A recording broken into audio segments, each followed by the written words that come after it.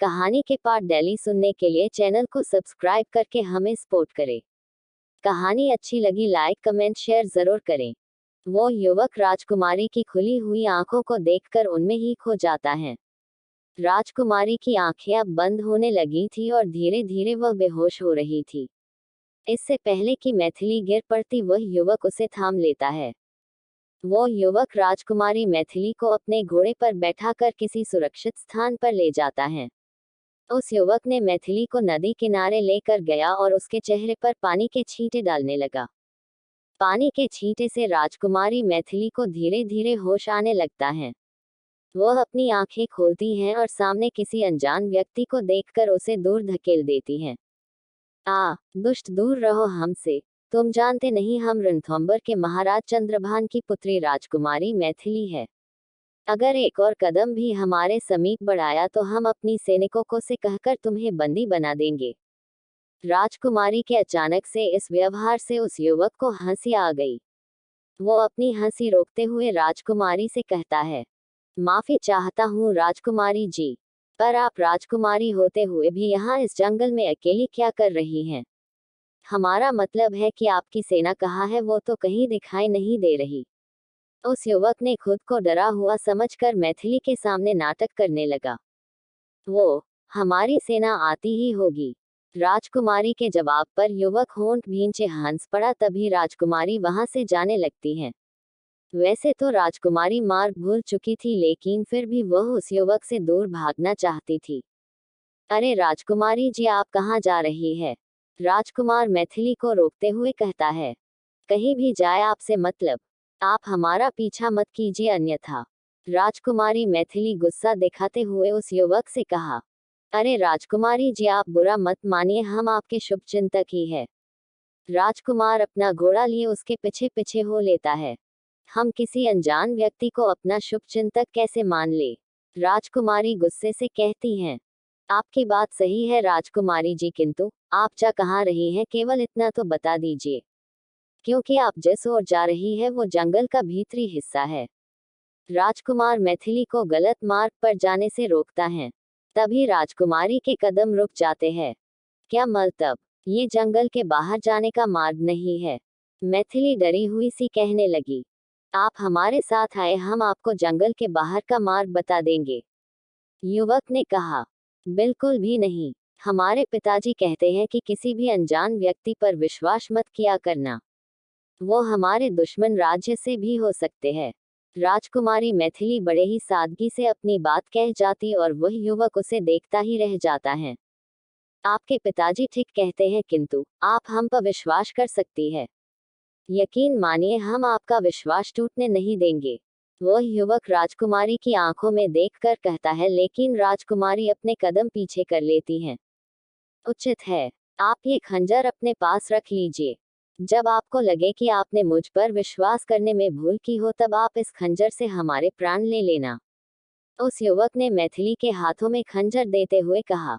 राजकुमारी मैथिली कुछ देर सोचती है, फिर कभी खंजर को तो कभी उस युवक को देखती है और अंत में खंजर को युवक के हाथ से लेकर कहती है, उचित है। राजकुमारी ने जाने के लिए तो मान गई, लेकिन उनकी एक शर्त थी कि घोड़े पर सिर्फ वही सवार होकर जाएगी। इसलिए युवक घोड़े को चलाता हुआ जा रहा था और राजकुमारी जंगल के पेड़ पौधों और पक्षियों को देखकर खिलखिला पड़ती है।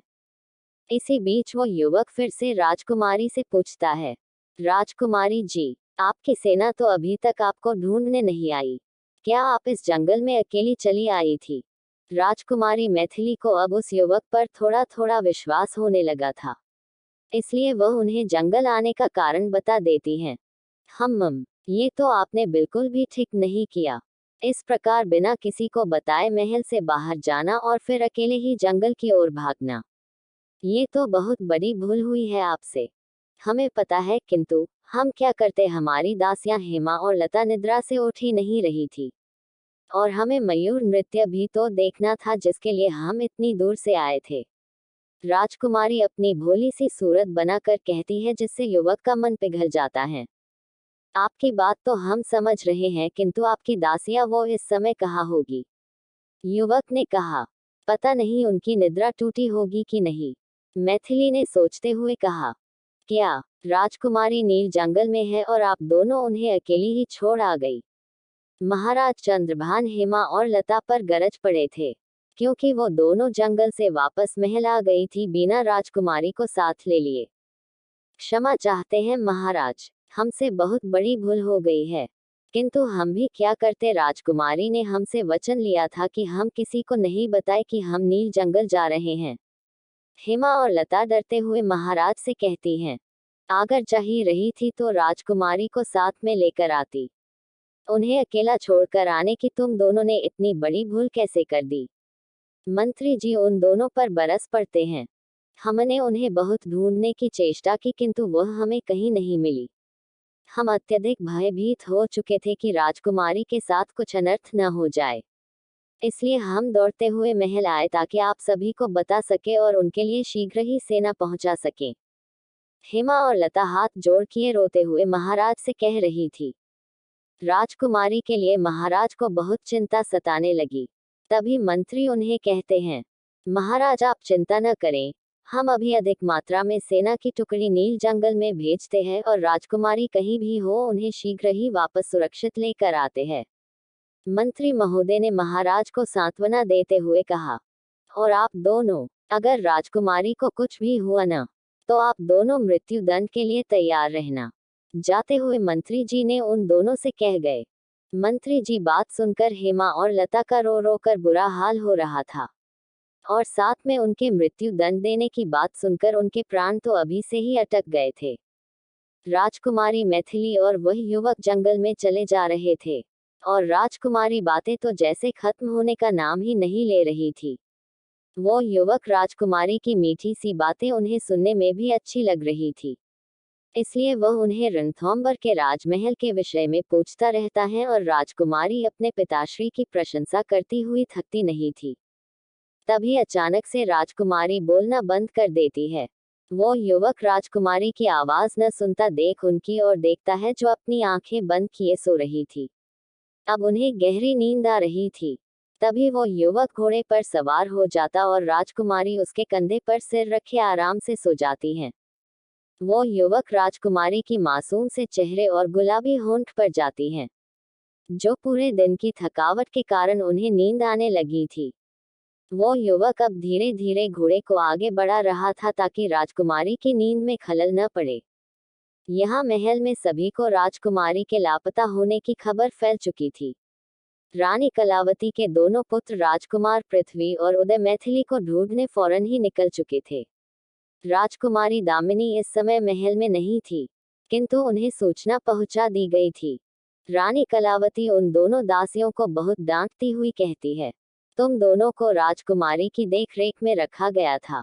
वो कहीं भी जाए उनके साथ जाना और आना, उन्हें एक पल के लिए भी एकांत न छोड़े।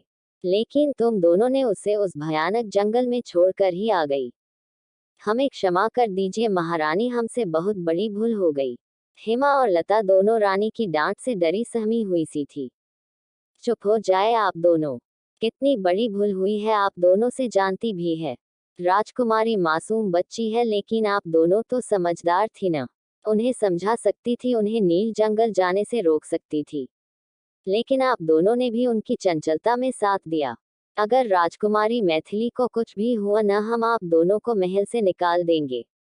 महारानी उन्हें धमकाते हुए कहकर चली जाती हैं।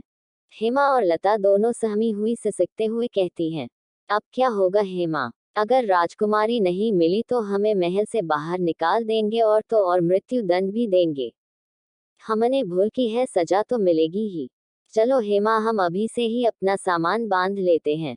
वो दोनों रोते हुए वहां से चली जाती हैं। यहाँ राजकुमारी मैथिली उस युवक के कंधे पर अभी तक सो रही थी। तभी युवक के घोड़े ने आवाज लगा दी। राजकुमारी मैथिली जाग उठी। ये क्या, हम अभी तक जंगल से बाहर नहीं निकले? कहीं आप हमें दूसरे मार्ग पर तो नहीं लेकर जा रहे हैं? राजकुमारी मैथिली के उठते ही वो युवक पर संदेह करने लगी थी। नहीं राजकुमारी, हम बस कुछ ही क्षणों में पहुंच ही जाएंगे आपके महल। आप चिंता न करें, युवक राजकुमारी से कहता है। हमें नहीं जाना आपके साथ, आप इसी क्षण रोकिए घोड़े को, हमें नीचे उतरना है। राजकुमारी मैथिली घोड़े से नीचे उतरने लगती हैं। अरे अरे राजकुमारी, आप गिर जाएगी, क्या कर रही है? युवक मैथिली को चलते हुए घोड़े से उतरने से मना करता है। घोड़ा भी डगमगा जाता है और दोनों नीचे गिर पड़ते हैं। राजकुमारी मैथिली युवक के ऊपर गिर पड़ती हैं। राजकुमारी की तो डर से आंखें कसकर बंद कर लेती हैं, और वह युवक उन्हें बंद किए हुए आंखों से देखता ही जाता है। वो राजकुमारी के चेहरे के बहुत करीब था। उसकी उखड़ती सांसों की आवाज भी उस तक सुनाई दे रही थी। उसका दिल जोर जोर धड़क रहा था। तभी कुछ सैनिक आकर उन्हें घेर लेते हैं। खबरदार जो राजकुमारी को नुकसान पहुंचाने की कोशिश की। राजकुमार पृथ्वी अपनी सेना के साथ नील जंगल पहुंच चुके थे। राजकुमारी पृथ्वी की आवाज सुनकर मैथिली उठ जाती और उनके सीने से लग जाती। भाई साहब, अच्छा हुआ आप गए, हम बहुत डर गए थे। आपको डरने की आवश्यकता नहीं मैथिल, हम आ गए हैं। सैनिकों, बंदी बना लीजिए इन्हें। राजकुमार पृथ्वी अपने सैनिकों से कहता है और उस युवक को बंदी बनाकर महल लेकर जाता है। यहाँ महल में सभी लोग राजकुमारी को सकुशल देखकर राहत की सांस लेते हैं। महाराज ने राजकुमारी पर गुस्सा करते हुए कहा, राजकुमारी मैथिली, हमने आपसे कहा था न कि अकेले कहीं न जाए। और अगर आपको कहीं जाना ही था तो सैनिकों को साथ में लेकर जाती। आप हमारी बात सुनती क्यों नहीं पुत्री? हमें क्षमा कर दीजिए पिताजी, आगे से हम ऐसा कुछ भी नहीं करेंगे। राजकुमारी मैथिली नजरें झुकाए सबकी डांट सुनती है। महाराज राजकुमारी से मिलकर दरबार में उपस्थित होते हैं, जहां उस युवक को बंदी बनाया गया था। मंत्री उनका परिचय पूछते हैं। बताओ कौन हो तुम और कहां से आए हो? तुम्हारी हिम्मत कैसे हुई रणथंभौर की राजकुमारी को क्षति पहुंचाने की? किसने भेजा है तुम्हें? उस युवक के चेहरे पर अभी भी मुस्कान रहती है। वह मंत्री की बात पर अपना परिचय सभा में देता है। हम रतनगढ़ के राजा श्री आदिराज सूर्यवंशी के पुत्र राजकुमार आद्वैत सूर्यवंशी है। इतने कहते ही सभा में उपस्थित लोग खड़े हो जाते हैं। उनकी आंखें फटी रह जाती हैं। महाराज भी उनके परिचय से हैरान रह जाते हैं।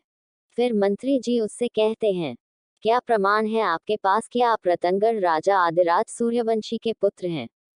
मंत्री जी उस पर संदेह जताते हुए कहते हैं। तभी राजकुमार आद्वैत अपनी जेब से एक पत्र मंत्री जी को देते हैं, जिसे पढ़कर वो महाराज को बताते हैं। महाराज भी उस पत्र को पढ़कर हामी भरते हैं। हमें क्षमा करें राजकुमार, हम सभी को पहचानने में भूल हुई है।